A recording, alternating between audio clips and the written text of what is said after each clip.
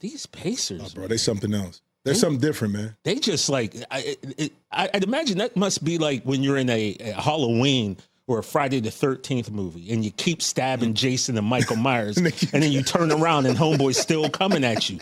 All right, let me shoot him. Bam, now I'm going to run up the block. No, Here he comes. He's still walking. Oh, I'm going to stab him. No, he's still coming. There was nothing they could do to put this team away. You know, it's one of those things, too. So you ask yourself, did the Knicks lose it? Or did the Pacers win? Or did the Pacers win it?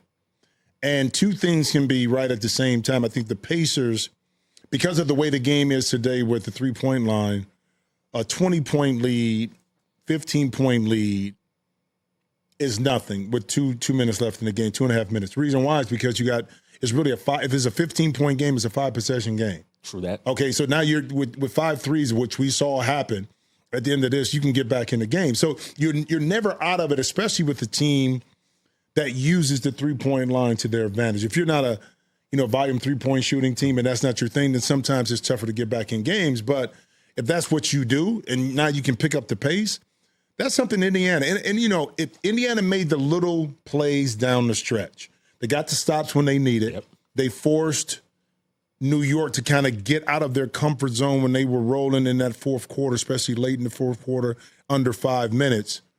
Forced some bad decision-making by New York, some missed free throws. And again, the slim margin.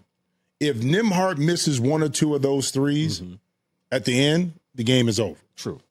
But the momentum was on the way. That might have been Nesmith at the end, too. Nesmith did have a big three about 2 minutes, minute and a half. Yeah. Imagine you missed that.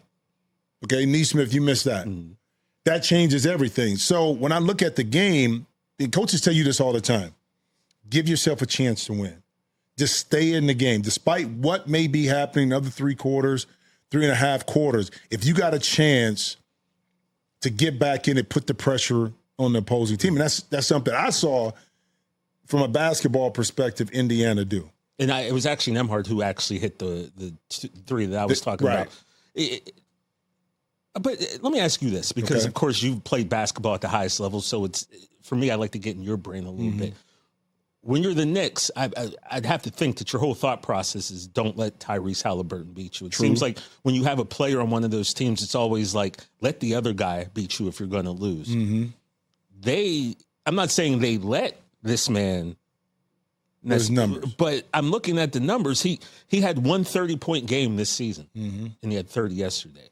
Now, I was listening to some of the other talk shows earlier today, and a lot of players talking about how there was poor defense on the Knicks trying to cover him. But to me, Jim, it seemed like a lot of times if the man's chucking it up from 23, 24 feet out, are you really defending that, a guy who you're not expecting to go off like that? Like, what would be your defensive thought process if you're trying to watch this dude? Well, here's the thing with Tyrese, you got to keep him out of transition.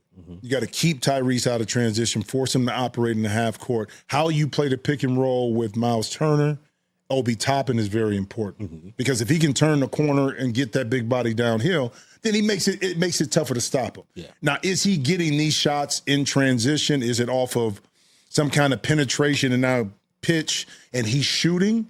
That's one thing. If he's really breaking you down and beating you individually, that's something different. That's something totally different. And how you guard the pick and roll is going to be different. And the beauty about this series, it's the same thing I'd say about Brunson. Brunson at 40.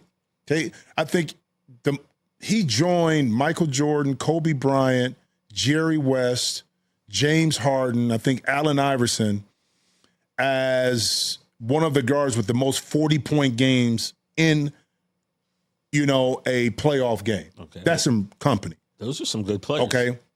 He got 40. So if you're Rick Carlisle and the Indiana Pacers, how you guard the pick and roll in game 2 may be a little different. They were going over the top, chasing, and Jaden was able to get to a spot. Do they change that? That's the beauty of a 7-game series is that, the adjustment. The adjustment. You see what, and also too it's 2 things. Coach is going to tell you this.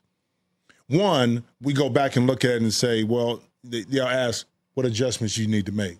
They say, one, we need to operate our game plan a lot better if we didn't.